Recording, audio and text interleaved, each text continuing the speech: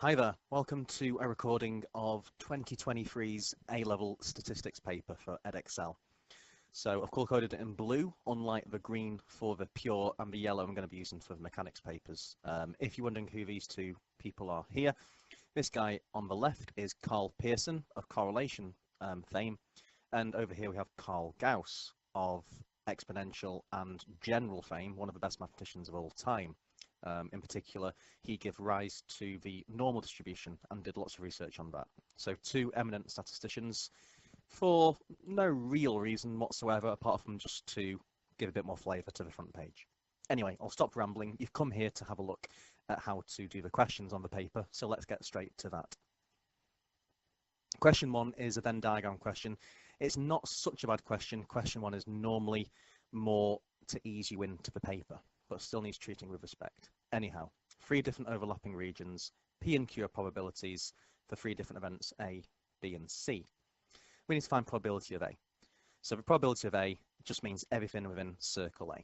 So if I just highlight a probability of A, everything in this A circle, if I put a red ring around circle A, like so, I just want the sum of all the probabilities inside that circle. So the probability of A is going to be 0.13 plus 0.25, which of course gives 0.38. So having done that, we're off the mark and I've got the first mark on the board. Let's get some more. It now says the events B and C are independent. Now the keyword there is independent, so I'm going to highlight it.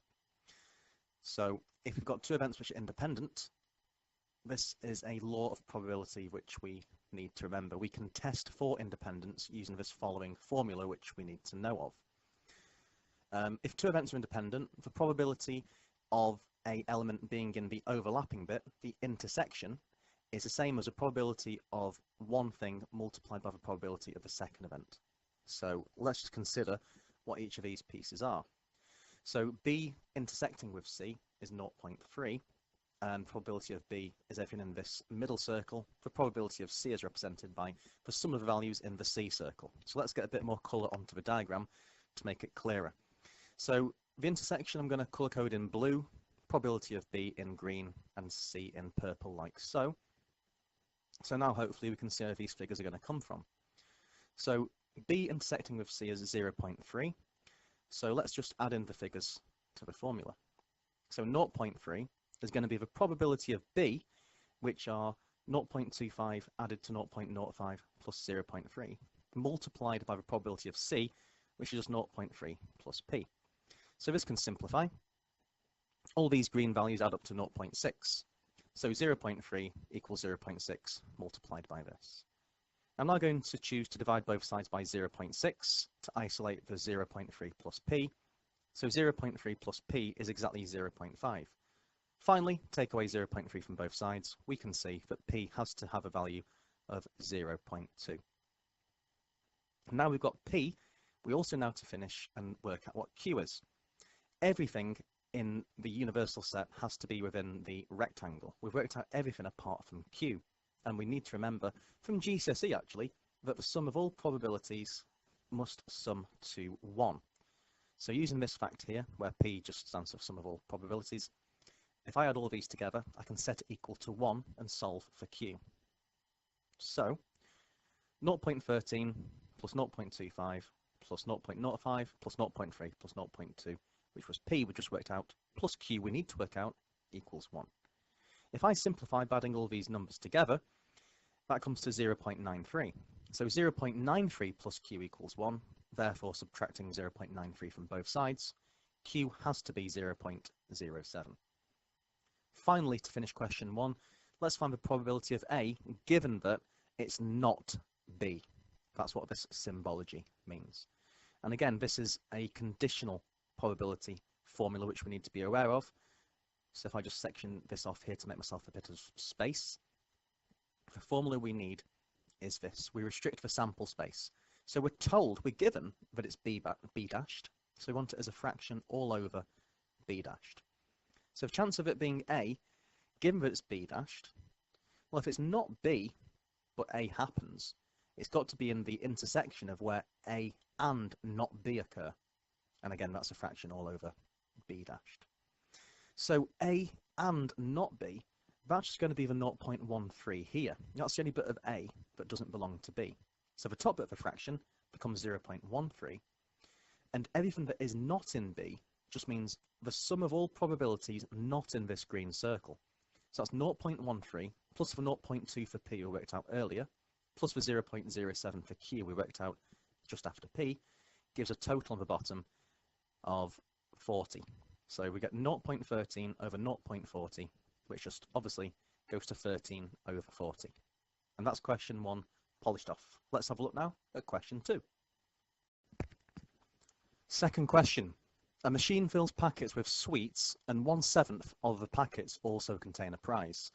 The packets of sweets are placed in boxes before being delivered to shops. There are 40 packets of sweets in each box.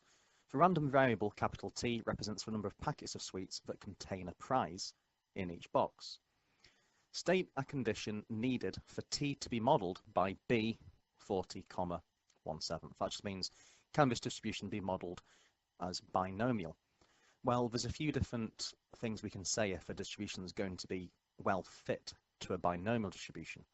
So in this case, we need to just think about what the question's asking. So we need to put any one of the following.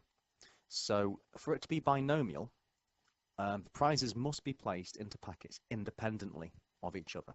So for a distribution to be well suited to a binomial, each event needs to happen independently of the other events. So the outcomes are independent. As well, the probability of a packet containing a prize has to be constant. The probability can't change from one event to another. So in other words, the probability has to be constant, or suppose you could say fixed. So either one of those two would secure you the mark. For part B now, it says a box is selected at random. Using the distribution given in the beginning of the question, we're going to have to find now the probability that the box has exactly 6 packets containing a prize. Firstly, I would tend to ask students to just sketch the distribution themselves.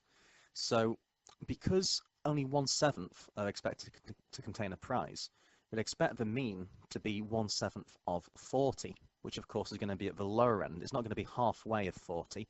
It's not going to be a mean peak at 20. The mean's going to be coming slightly earlier. So a sketch of the curve would look like this. 40 times 1/7 gives us 5.7. So about 6 would be the expected number of packets containing the prize.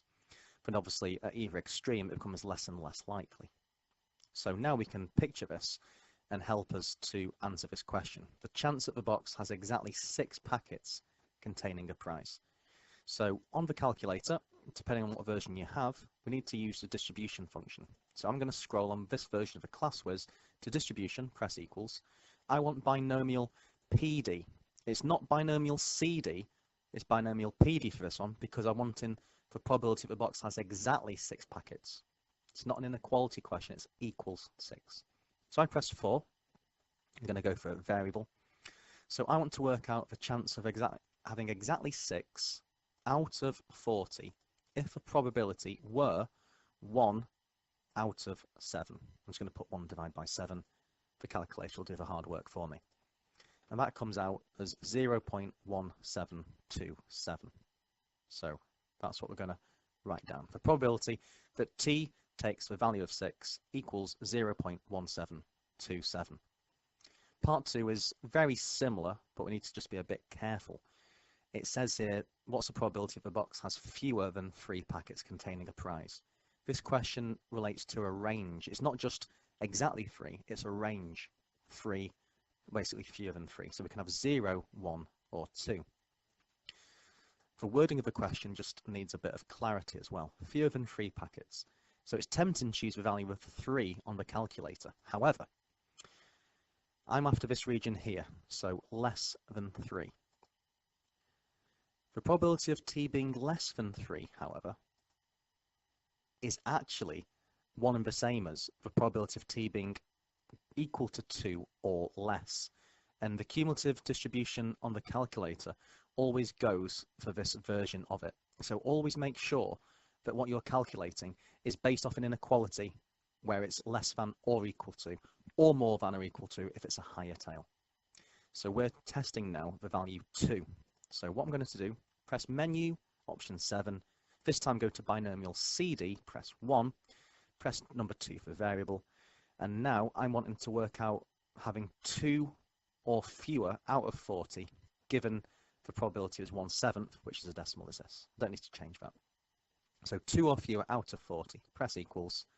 That gives me 0.06159 rounded to 4 significant figures. And that's what I'm going to write down the answer as, 0.06159. Part C links to Part B.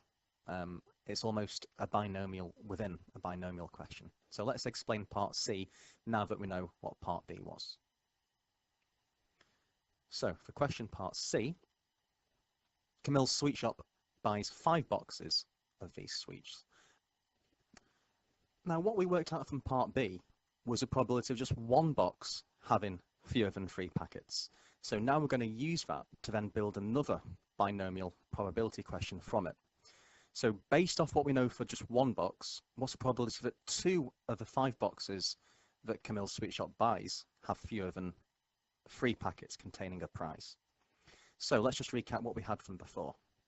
So that's what we're trying to work out, the chance that 2 of 5 boxes have fewer than 3 packets containing a prize.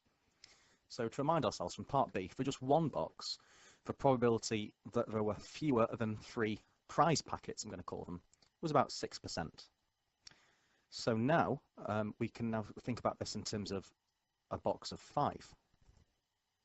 So because it's a different distribution and we use T, I'm going to just go for U this time. So let capital U be the number of boxes containing fewer than 3 prize packets, where we've selected and bought 5 boxes in total. Therefore, U would be modelled by a binomial distribution with 5 boxes in total, and then the probability of just each box containing fewer than 3 prize packets is 0.06159. So based on this, we can now just actually work this out exactly on the calculator. So I'm wanting to work out the chance of exactly 2 of the 5 having fewer than 3 prize packets. So on the calculator this time, I'm going to go menu, option 7, because we want to work out exactly 2 out of 5. It's going to be binomial PD. So press 4, variable. I want 2 boxes out of 5 where we have this probability. Now I'm going to type this probability in to more accuracy, so I definitely don't succumb to any rounding error. So 0.06158, like so, and then 7111, just to be absolutely sure. And press equals, and I've got a probability of about 0.03134. Camille now claims that the proportion of packets containing a prize is less than 1/7. A random sample of 110 packets is taken, and only 9 packets contain a prize. Use a suitable test to assess Camille's claim. You should state your hypothesis clearly and use a 5% level of significance. So, for this one, he reckons the proportion is actually less than 1/7. So this is going to be a one-tailed test. We're only concerned about probabilities being less than 1/7 of what we'd think of is the case from H0. So we're not thinking about if it's more likely, less likely only. So let's just introduce capital X, or any letter, to be the binomial distribution that we're assuming to be true for these 110 packets. And so assuming this is true, always innocent before being proved guilty, always assume that what we say in H0 is true to begin with. So assume this claim is true, the probability is 1/7, therefore X should be able to be modelled by a binomial distribution with 110 items. The probability of any one containing a prize is 1/7. So now we need to move on to the hypotheses. So hypothesis H0, the null hypothesis, is going to be that the probability is 1/7 that a packet contains a prize. The alternative hypothesis H1, because he's assuming that it might be less than that, H1 would be that the proportion or probability of packets containing a prize would be less than 1/7. So our hypotheses H0 and H1 need to be stated clearly as follows. H0, assume it is actually that the case. H1, maybe camel's got a point and the proportion is less than 1/7. So using that, again, I always would sketch out the probability. 1/7 of the items means the peak's going to be down at the bottom end because 1/7 is less than a half. And if there's 110 items, the expected typical score, the most likely score, would be around 1/7 of 110, which would give a peak at about 15.7, well, 16. So 16 would be the modal number containing the prize you'd expect if this were true. The fact that only 9 packets contain a prize says that, camel might have a point. The only thing now is we need to test mathematically if 9 is extreme enough to give camel the benefit of the doubt. Or maybe 9 is not extreme enough, so we might not reject H0. So let's just think about this now, how we're going to decide whether to accept or reject. So 9 packets contain a prize, and so we're wanting to work out the proportion of this curve that represents 9 or fewer packets containing prizes. So we're after working out this area here. We want to work out what is the chance, assuming H0 to be true, that you'd have 9 or fewer sweets. What's the probability of taking this value or more extreme? So this is just a calculator job, luckily. So what we're going to do now, because we want 9 or fewer, it's going to be binomial cumulative, binomial CD function. So press 1 on the second screen, binomial CD, press 2 for variable. What's the probability of getting 9 or fewer out of 110 if the probability of a packet containing a prize was 1/7? So press equals, and we get a probability of about 0.03829, so about 3.8% likelihood.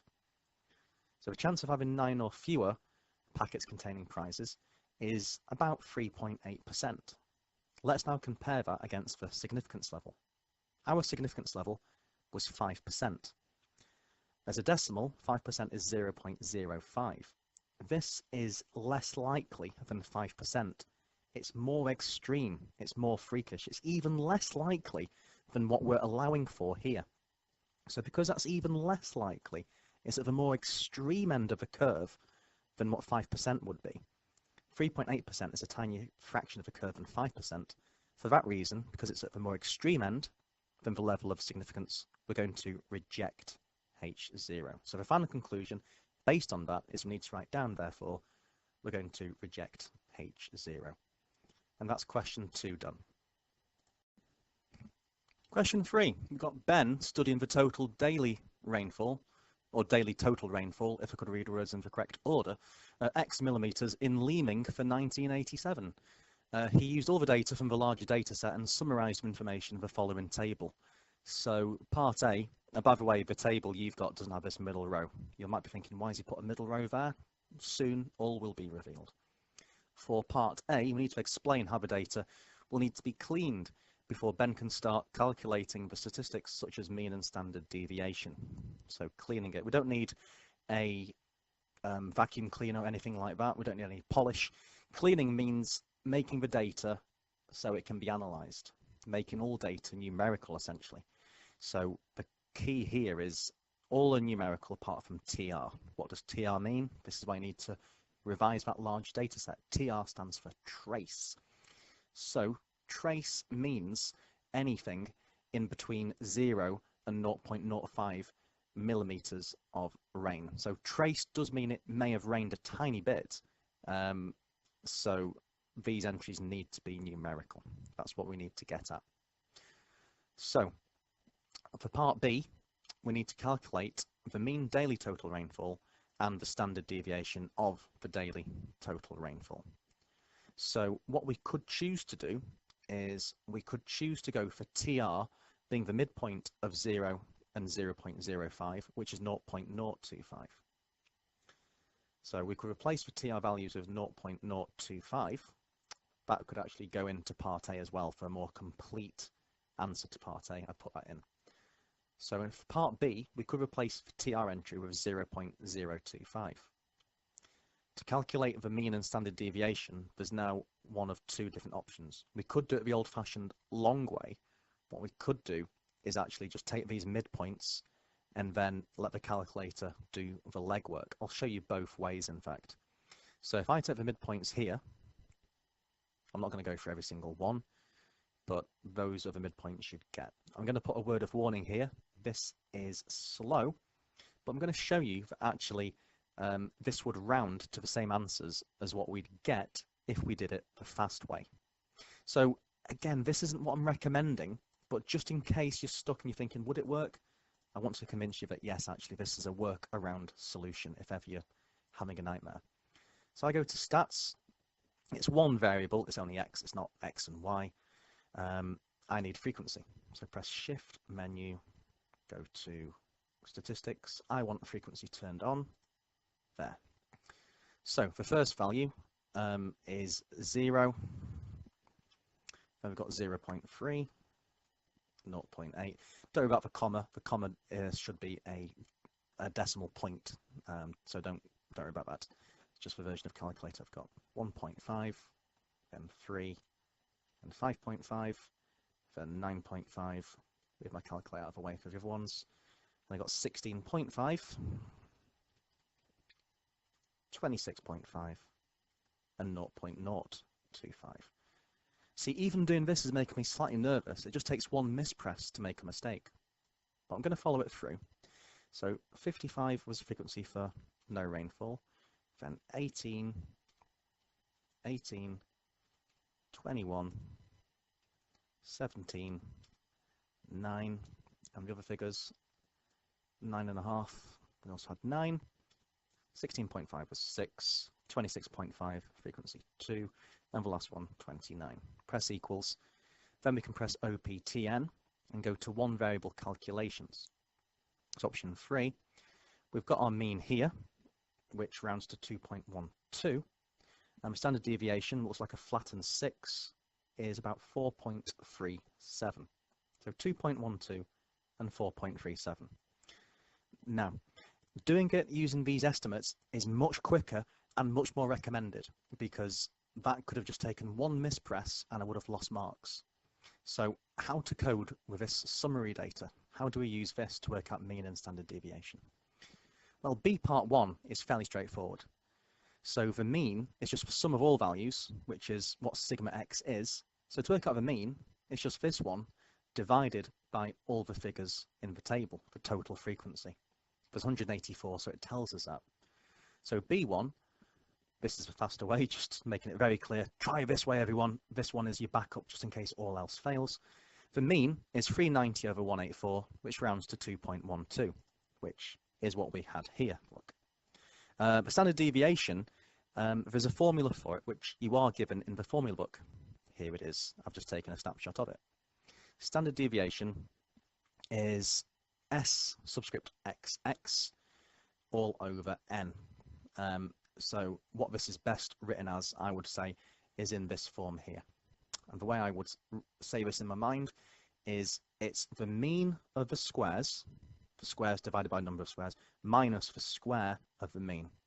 Mean of the squares minus the square of the mean, but you're told that anyway. So what we can do is work this out with the calculator.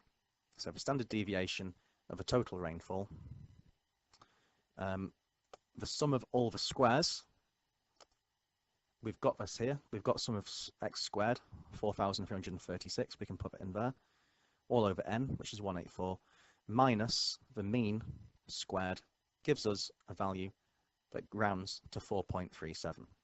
So it does agree doing it the long way. Your figure might be slightly out if you take more decimal places, but again, it does round to the same. So use the summary data here, it's much quicker. So that's part B.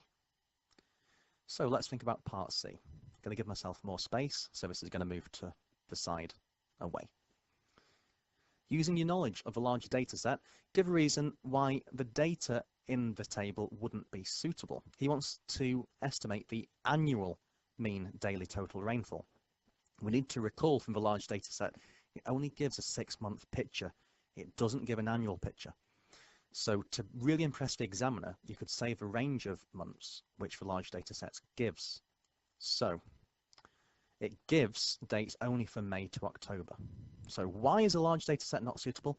Well, the large data set, LDS for cool kids, only covers data from May to October. So as such, LDS data does not provide a complete annual picture of the rainfall. We've only got it for half the year. Part 2 follows on nicely. Keep it simple, keep it common sense if such a thing exists. State, giving a reason, how you would expect the estimate in Part B1 to differ from the actual annual mean daily rainfall in Leeming for 1987. Okay, Leeming is Northern Hemisphere, so it's going to be, very broadly speaking, not too dissimilar to our own climate in terms of when it's hottest, when it's coldest, when it's warmest or wettest.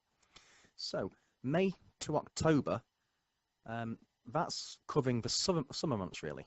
After May it gets warmer, October onwards is getting towards winter. So winter's been excluded. Typically, in the northern hemisphere, you could argue that, generally speaking, the winter is colder and wetter. Therefore, for part 2, I'd say something like this. I'd just put down, I would expect the mean to be higher since winter months are wetter. In other words, if you did include a full annual picture, you'd be including the wetter, colder winter months, which should have more rain, which would then increase the overall mean to a higher mean rainfall. Question 4. A study was made of adult men from region A of a country. It was found that their heights were normally distributed with a mean of 175.4 centimetres and standard deviation 6.8. Find the proportion of these men were taller than 180 centimetres. So in these days, it's easy on a calculator. When I was young, it was much harder. Don't worry, I'm being tongue-in-cheek with this moan. But I'm being semi-serious. This is just a pure calculator move. This is almost just a test of, do you use your calculator properly? So on this particular version, here's what we can do. Different versions of Picasso do exist, I know that. So as long as you know yours well, and it's a modern scientific calculator, yours will have an analogous function hidden within it, maybe just going through different menu steps. On this one, I'm going to press menu, and I want distribution. So option 7. This time, what I'm wanting is normal CD. I'm after a proportion that are taller than 180. So this time, what I'm wanting is those that are taller than 180. So I want 180 or higher. So I'm going to start 180 centimeters. For the upper, just put something stupendously huge. Maybe something like that. So I think the tallest man would be no taller than the actual distance from the Earth to the Moon. That should probably cover it. Just put something huge in there. Now put in the actual standard deviation. So the standard deviation is 6.8. So 6.8 in here. And then mu is just 175.4. Press equals, sit back and let the calculator do the work for you. We get a figure of 0.2494. So all we need to do there is say probability that x is greater than 180 is 0.294. And in brackets, I'm just going to put, it's just a calculator move. That's why I put no more explanation than that on this working line. Next, it says that a student claimed the mean height of adult men from region B of this same country was different from the mean height of adult men from region A of the same country. A random sample of 52 adult men from region B had a mean height of 177.2, which is slightly taller. The student assumed that the standard deviation of heights of adult men was still 6.8 centimeters for both regions. Use a suitable test to assess the student's claim. So you should state your hypothesis clearly, and we're going to use a 5% level of significance. So let's talk this one through step by step. So hypotheses. For null hypothesis would be common sense, dare I say. You'd expect that if it's the same country, the mean would be the same across the board. So H0 would be the mean would be 175.4 for region B as well. And H1 is actually going to be that the mean is not 175.4.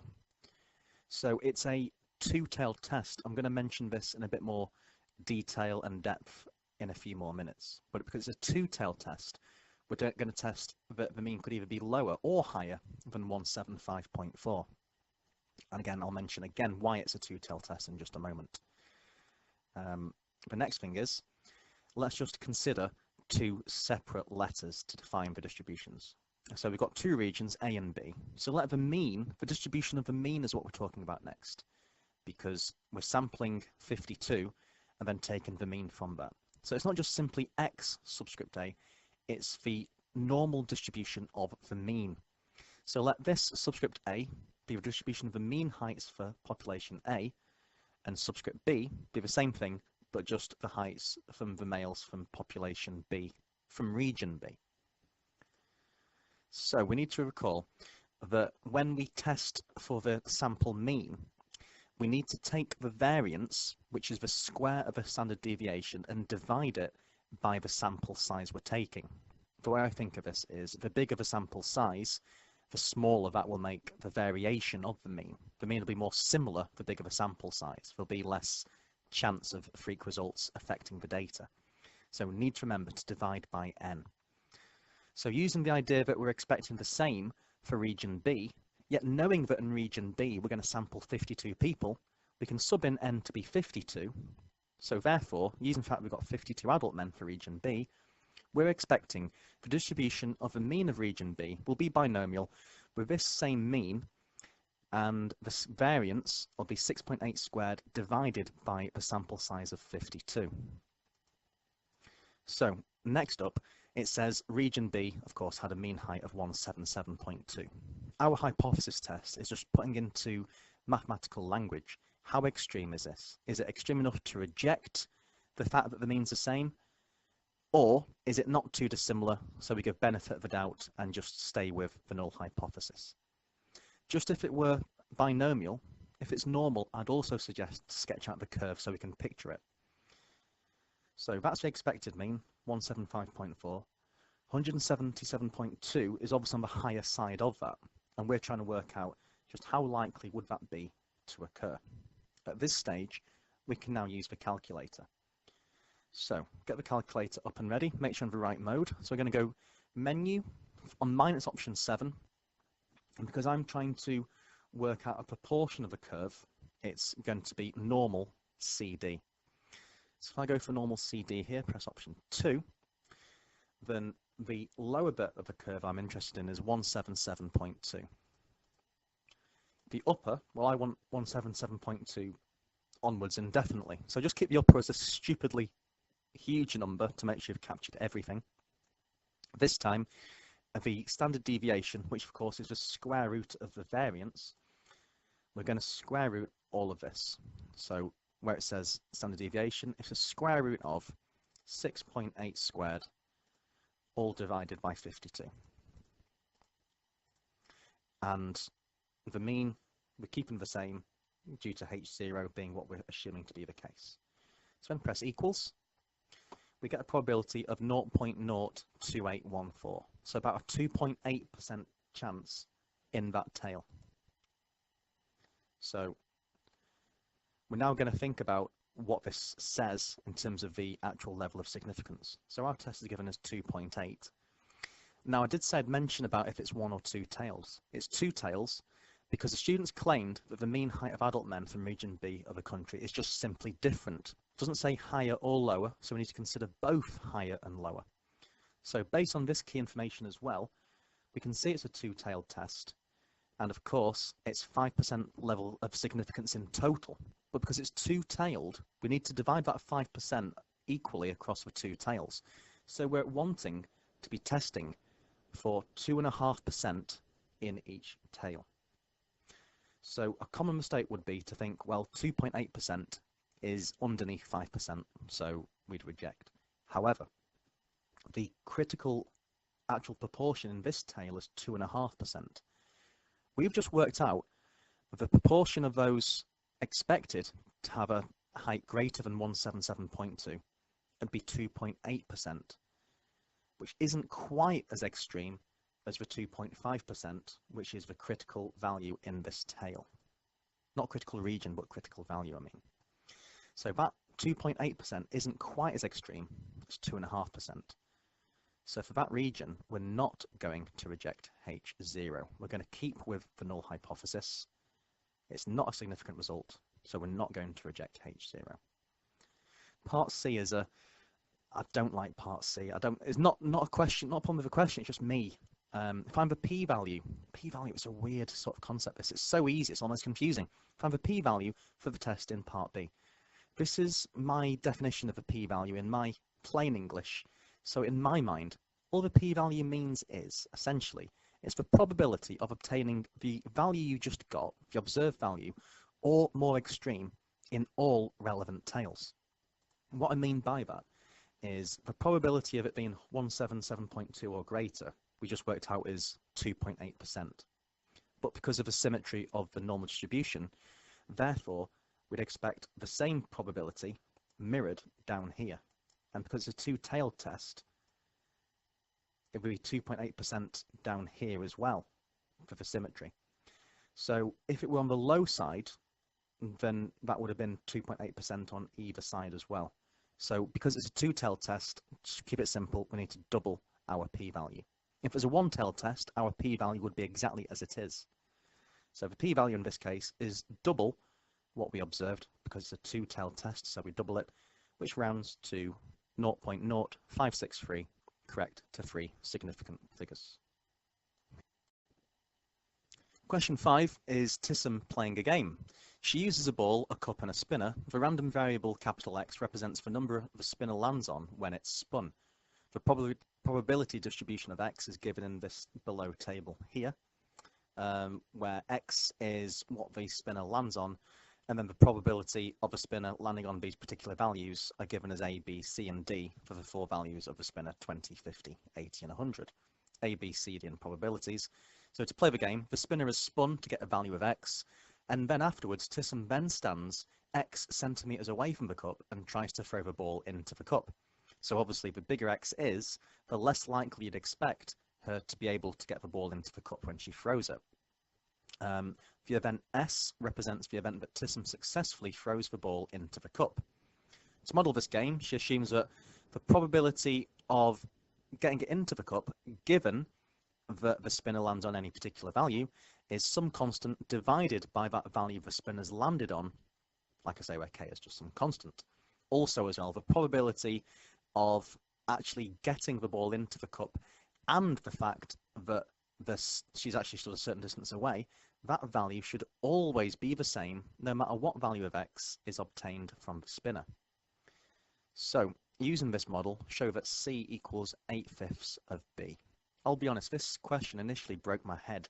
I need to really get my head around what this means. There's lots going off, so I'm going to try and explain it as best I can do. So, let's take it from the top. Random variable X, so it's the number the spinner lands on when it's spun. So, let's just think about this. She's spinning the spinner, then afterwards, she's going to try and throw a ball into a cup. Highlighted in blue. So it's two different things. First of all, in green, she spins. Then afterwards, in blue, she then tries to throw it into the cup.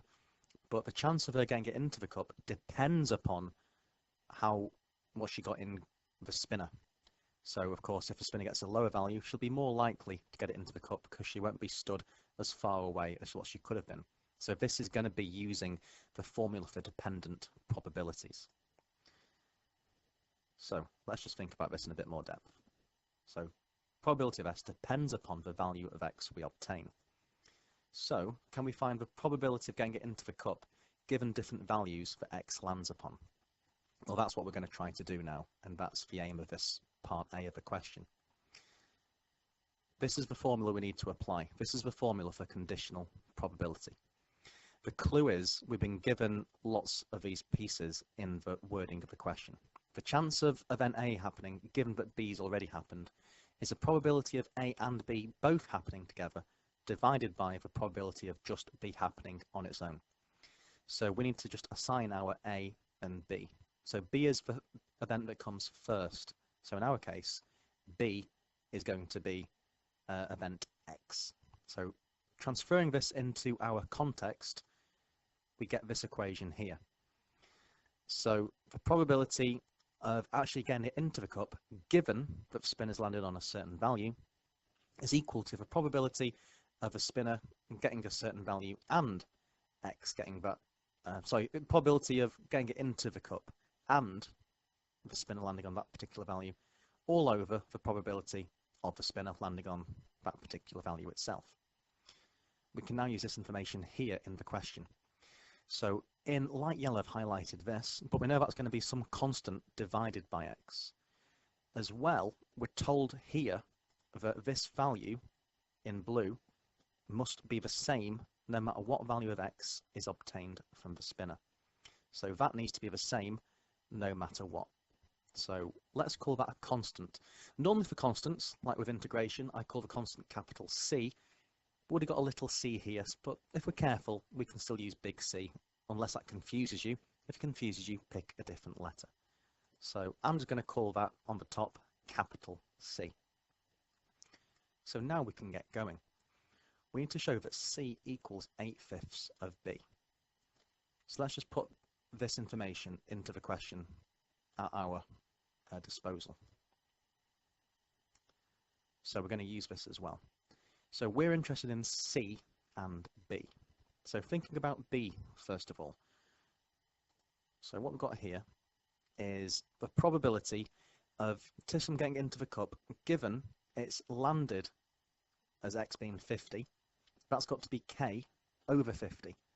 And so k over 50, which is this, must equal the probability of getting into the cup and it landing on that actual spinner number, which, as we're told, must be a constant, so I've put that as C, all divided by the probability of the spinner landing on that score in the first place, which is just the probability B.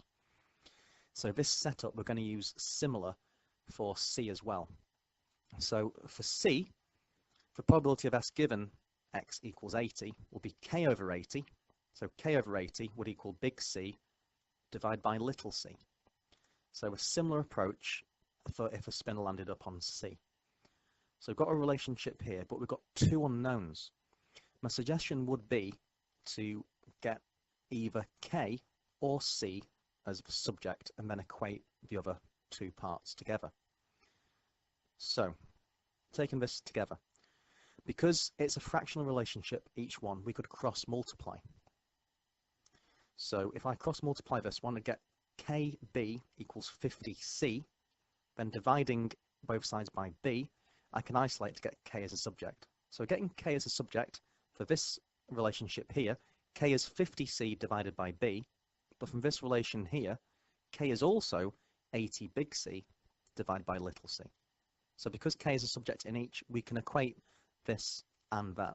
So in other words, 50 capital C all over little b is equal to this fraction over here. Now, because we've got capital C on both sides, which we're not interested in yet, we can divide both sides by capital C. So we've got 50 all over b equals 80 over c. My preference now is to cross multiply. So I'm going to get 50 multiplied by c equals 80 multiplied by b. I want to show that c equals this, so I get c as a subject, so I can now divide both sides by 50, and then I can see that c must be 80b over 50, which of course simplifies to 8/5 of b. So we've proven what c is, hence part A is done. Part B now uses part A quite extensively. So moving forward to part B now. Part B just says to find the complete probability distribution of x. No pressure. So we've got C in terms of B. To find the probability distribution, we need to replace A, B, C, and D with their actual numerical probabilities. So I'm just going to recopy this table with blanks, well not blanks, but just so I can replace A, B, C, and D with the probabilities we're about to find. So I've got A, B, and D. I'm missing C because we just worked out what C is in terms of B in part A. So if I fill in that C was 8/5 of B, that's our start. We can now get A and D in terms of B, so that this distribution is all in terms of B, then we can set that equal to 1 and go from there. So let's focus first of all on A, using the same relation like we did in part A.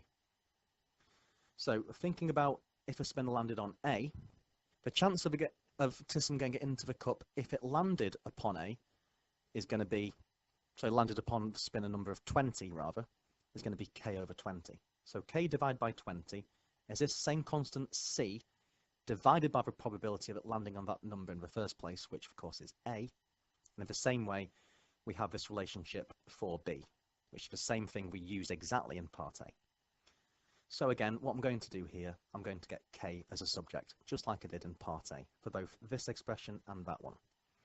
So rearranging, this gives us that K is 20 capital C over A, and over here, just like before, K is 50 capital C all over B. I can now equate this fraction to this one, and then solve for getting A in terms of B. So 20C over A equals 50 capital C all over B. We can cancel the C's on both sides, and then cross multiply.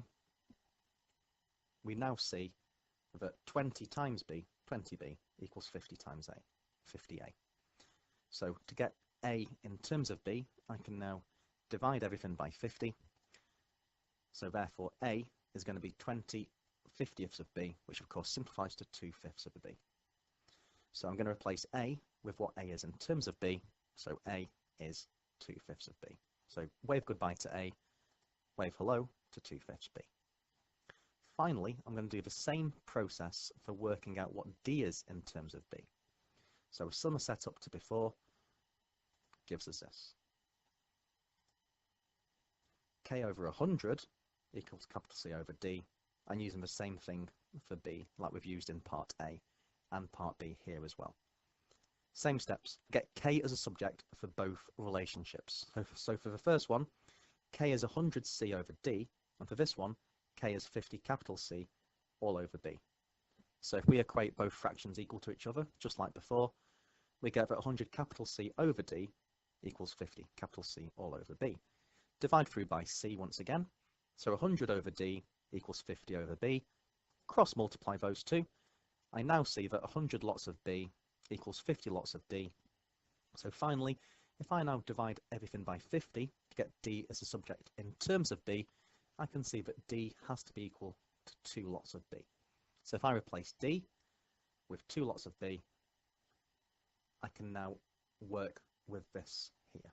So the sum of all probabilities must add up to 1. So if I highlight all of these here in a strange sort of salmon colour, I can set all of this equal to 1.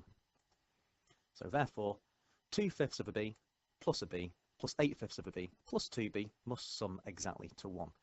So if I add this up in terms of B to work out how many B's I've got altogether, 2/5 plus 8/5 gives us 2 B's, plus 1B is 3B, plus an extra 2 gives us 5B. So 5B equals 1. Therefore, if I divide by 5, I can see that B has to equal 0.2. If I now substitute the value of 0.2 in place of the letter B, I can then manually, with a calculator, work out all of these probabilities. So this one is going to be 2/5 of 0.2. B is 0.2. This is going to be 8/5 of 0.2. And this will be 2 lots of 0.2.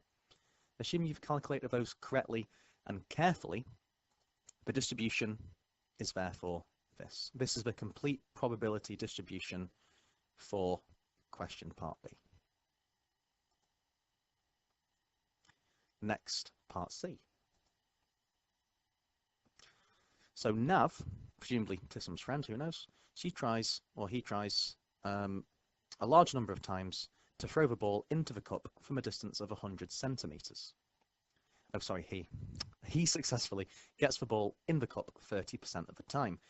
State, given a reason, why Tissum's model of the game is not suitable to describe Nav playing the game for all values of x. This is a bit of a clue. All values of x. So presumably it'll be okay for some, but not for all. So we need to test each one of these values we had from before. So based on what we had from before, oops, let's press that. What we had from before is this. So using our answer to part B, we can now work out what this constant is. By the way, for my own humble opinion, I think this part C was a very harsh question. I think it deserves a bit more credit than just for 1 mark. But anyhow, I'll go on and explain the question. So, using information that at 100 centimetres, Nav gets it in 30% of the time, we can deduce from that that actually the probability of getting it into the cup, given the distance is 100, is 0.3. And so that here is 0.3. So I can use this in the equation I've got here and see what drops out.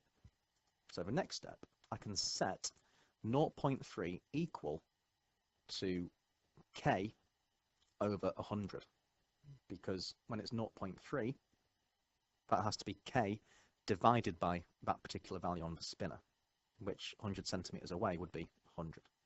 Multiplying by 100, k would have to be 30.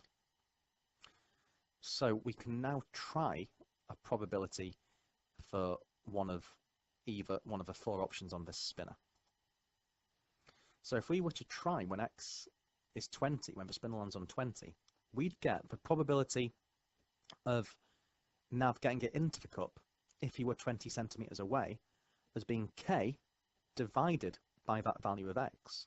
But that would give us 30 over 20, which gives 1.5. But of course that's bigger than 1. But if we're talking about probabilities, that's an impossibility. A probability cannot obviously exceed 1 because 1 is certainty. So therefore we can see that the model is not going to be suitable because probabilities cannot exceed 1, but we need to prove that using the model they would be exceeding 1 by showing this working here and proving that the model breaks down because when x is 20 we do get a probability bigger than 1. That, for my opinion, was I think the hardest question, or maybe I just didn't see something obvious, but that's question 5. I hope some of that has clarified some of the issues you may have encountered with that one. Let's now have a look at question 6, the final one on the paper.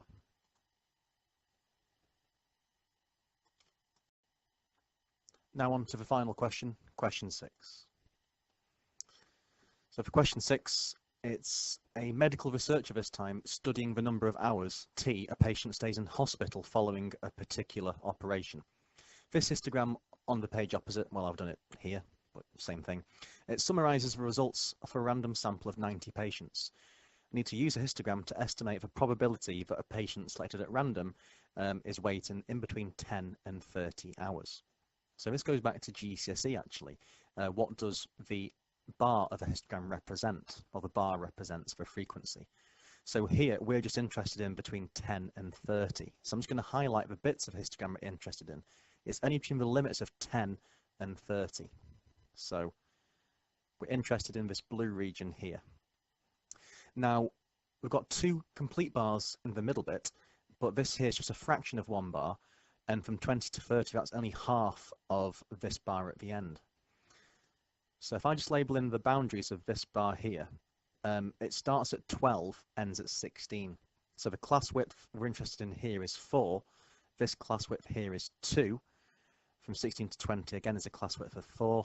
And from 20 to 30, that's a class width of 10. Remember, frequency density is frequency over class width. So to work out the corresponding frequencies, we need to take the width of each bar and multiply it by its height, which is the frequency density, to be honest. So the calculation we need to work out the total frequency represented by this shaded blue region is as follows. What we need to do is to calculate, obviously, say these widths, which are 2, 4, 4, and 10 respectively. Then using those in the calculations, we get this. For people waiting between 10 and 30 minutes, this bit here is 2 times 4.2, and plus 4 times 4, 4 wide, and exactly frequency density of 4. This bar here is 4 wide, 3.5 high, so plus 4 times 3.5. Then finally, 10 wide, 1 high, so plus 10 times 1. I didn't use brackets in this calculation because BidMath sorts it out for us. If you want to do brackets, you can. Essentially, if you wanted to bracket it off, it would be something like this. That bit, plus that bit, plus that bit, plus 10 times 1. Use brackets if it makes it less confusing for you to read, but the brackets are optional. Anyway, if you do that calculation carefully, you should find it gives 48.4. So 48.4 people, obviously that doesn't make logical sense, but leave it as 48.4 for now, because obviously histogram is only an estimate anyway. So 48.4 people waiting between 10 and 30 minutes, but for a probability, we need that out of the total people that could have been surveyed. The total sample size is 90. So therefore, the probability that a person would have been in hospital between 10 and 30 hours would be can write this 48 if I want to, by the way. It'd be about 48 over 90, which is 0.53. And if you leave it as 48.4, you can do. But again, because it's an estimate, you can either leave as 48.4 or round to 48 over 90. But to 2 decimal places, your answer needs to round to 0.53. Next, we need to think about Part B. Part B says that we have this information. So for 90 patients, the time spent in hospital had a mean of 14.9 hours, standard deviation of 9.3. And Tomas suggests that T can be modelled by a normal distribution with mean and median 14.9 and variance of 9.3 squared, standard deviation 9.3. So with reference to histogram, state given reason whether or not Thomas's model could be suitable. We need to just remember what the normal distribution is like. The normal distribution is symmetrical about the mean and median. So if I superimpose a normal curve onto this, for a normal curve to fit it, it'd have to have the same peak, of course. So the normal curve similar to this would look something like this in light blue. If I superimpose, it looked like this. Okay, so the median, 14.9 like so, that'd be symmetrical either side. So 2 things here. A, it doesn't fit the curve very well at all, but the main reason for that is most of the data is pushed to the left-hand side. There's less people here at this tail end. So to use technical language, because the tail end of a distribution is on the right, whoops, didn't mean to do that, it's skewed to the right. But to keep it simple, just to keep up the mark conservatively, I would just say, simply put, that the model isn't suitable because a normal distribution is symmetrical, but this patient data clearly is not. Then in brackets, if you want to impress, you could put this on the paper you're doing, so the examiner might think, oh, this is a good answer. It's skewed to the right. So the skewed direction is whichever side the tail end is at. So here, peak, then tails off over to the right, that's skewed to the right. If most of the data was to the right, so it's like this, then tails off to the left, that'd be left skew. So to keep it short and simple, this histogram is not anywhere near symmetrical. The normal distribution is symmetrical, therefore it's not a good fit because this data for histogram is nowhere near symmetrical. For part C now, we've got some integration to do, which might seem bizarre on a stats paper, but expect the unexpected.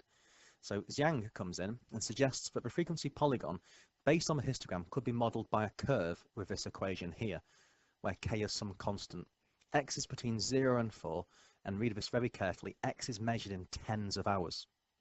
The histogram goes up to 40 hours, so if x is measured in tens of hours, that's why the upper bound for x is 4, because that represents 40 hours, 0, obviously 0 hours. K is some constant, and we need to show this is true. So we've got a product of 2 things. X isn't anything like the derivative of e to the minus x or vice versa. There's no obvious u sub to use. This is going to be an integration by parts technique. Now the method I use is one I found fairly recently in my career. It's called the DI method. So I'll put a link in the description if you're not sure what's going on with this method I'm using. I'm not going to apologize for using it because I think this method really does rock. It's really nice. If you're not familiar with it, I'd suggest to learn it if you don't like integration by parts as it is. But either way around, you should get the same solution as me. So what is this DI method I'm going to talk by? So we need to select which of these 2 things are being multiplied, which one we can differentiate, which one we're going to integrate. We put them into these columns as such. To select which one we differentiate, we can use the acronym LATE, where L stands for log, A is algebraic, T is trig, E is exponential. Whatever comes first on the list, you stick in the D column. So algebraic is the x, e to the minus x is exponential, A comes before E in the acronym LATE, therefore in the D column we stick the x. So we differentiate going down the list. In the I column, because we put x in the D column, we're going to integrate e to the minus x. And as well, we need plus and minus alternating down with each row. If this is alien to you, I will put a link in the description for the DI method. So differentiating x gives us 1. If we integrate e to the minus x, that will give us minus e to the minus x. The power is locked because it's an exponential, but we divide by the minus 1 because think of this as minus 1x to the power.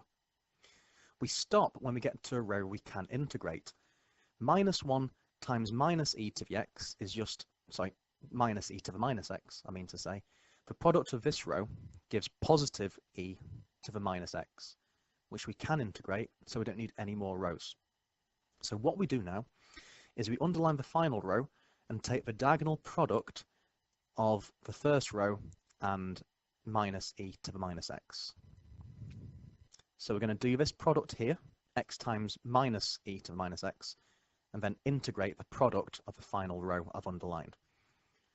So what we need to do is take the product x and minus e to the minus x, which is as such. We put this in between the limits of n and 0 as required. Then minus 1 times minus e to the minus x gives a plus e to the minus x, again between the same limits of n and 0.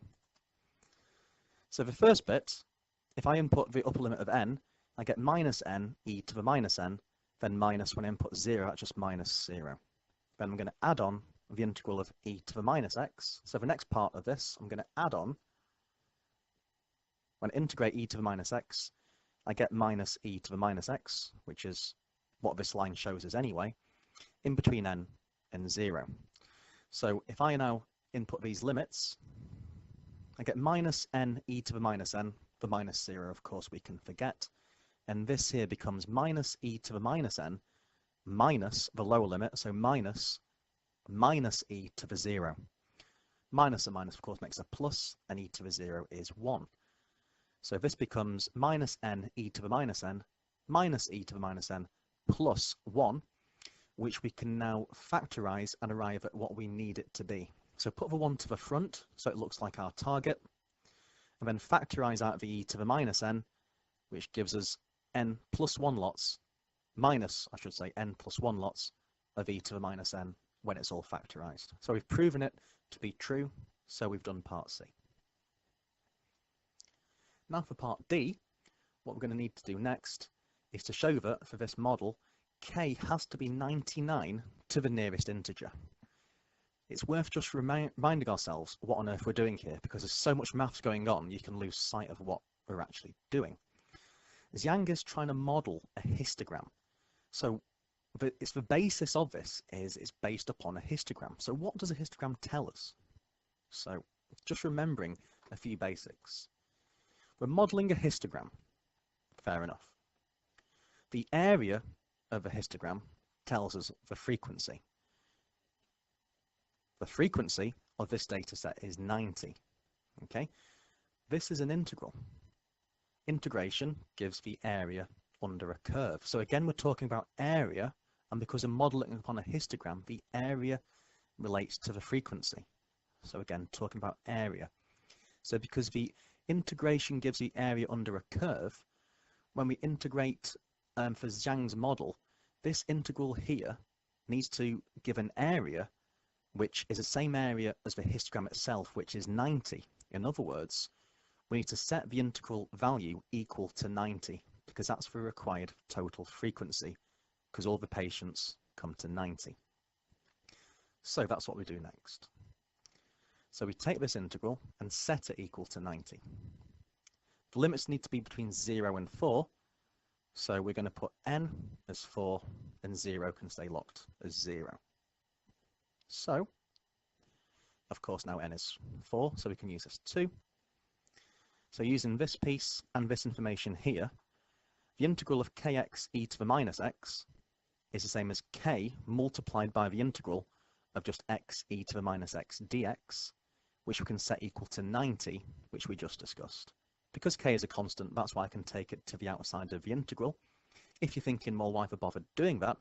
It's so that I can now isolate the integral of x e to the minus x dx, which we had here, so we can use this result in an easier way.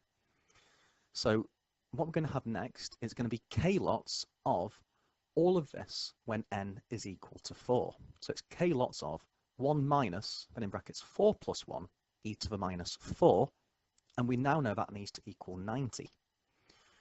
Minus 4 plus 1, of course, we can simplify to just minus 5 lots of e to the minus 4. So a slight simplification on the next line gives k, brackets, 1 minus 5 e to the minus 4 equals 90. I want to isolate k, so I'm going to divide both sides of this equation by what's in the brackets. So if I divide by 1 minus 5 e to the minus 4, I can see that k must be 90 over 1 minus 5 e to the minus 4, which gives a horribly long irrational decimal, 99.0729, blah, blah, blah. But all we need to show here is it's 99 to the nearest integer. So essentially we're done. We can just say that therefore this equals 99 to the nearest integer. We've therefore proven what we needed to prove. Next, for part E, we need to estimate the probability of a patient waiting between 10 and 30 using Thomas's model, which is normally distributed. And part 2, we're going to try the same probability using Zhang's curve and seeing if they match closely or not, I suppose. For part 1, this is just a pure calculator move. This is actually really simple, so long as you know your calculator functions. So what we're going to do here is we go to Menu, Option 7. Because we're wanting a range of the area, we go for normal CD. So the lower bound is from 10 up to 30. We're trying to find how many patients wait between 10 and 30. The standard deviation for this we're going to set as 9.3, and the mean and median 14.9. Press equals, and we can see we get a probability of 0.6486 to 4 decimal places. So based on Thomas's model, we get this probability here, 0.6486. Now for part 2, we need to get an estimate using Zhang's curve. Now there's a very easy way of doing this and a slightly harder, more time-consuming way. I'm going to show you the time-consuming way first, just because it's worth it, because there's some understanding that can be gleaned from talking through the long way of doing it. But don't worry, I know you want the quick way, so I'll show you the quick way after. So, using Zhang's curve for this equation. So it says to use part C, which might confuse you, which is why I'm talking through the long way of doing it. For part C, the lower limit's 0, but here we're wanting to integrate between 30 and 10. So just in case you've forgotten a few of the concepts, I'm just going to remind you here. I'm going to section off part 2 on its own. So using what we've got here, first of all, let's just consider how many patients waited between 30 and 0 hours. So between 30 and 0, I could set n to be equal to 3. So this would be the value of all those that waited between no time at all and up to 30 hours. But also as well, if I think of the upper limit of being 10 hours when n is 1, I could also use this integral to work out those people that waited in between 0 and 10 hours, which would be this integral here. So if this is the people that waited between no time at all and 10 hours, and this is the people that waited between no time at all and 30 hours, then those that waited in between 10 and 30 will be this value minus that one. So therefore, those that waited in between 30 and 10 hours using Zhang's model will be this value here, 1 minus 4 e to the minus 3. I've just said 3 plus 1 is 4. And then minus all of this here, which is 1 minus 2e to the minus 1, again simplifying that 1 plus 1 equals 2. And that gives a value of 0.53661.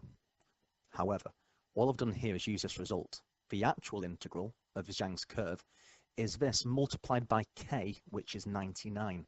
So I just need to scale this up by the constant 99. So therefore, the integral of 99x e to the minus x will be this value multiplied by 0.53661, which gives us about 53.1244.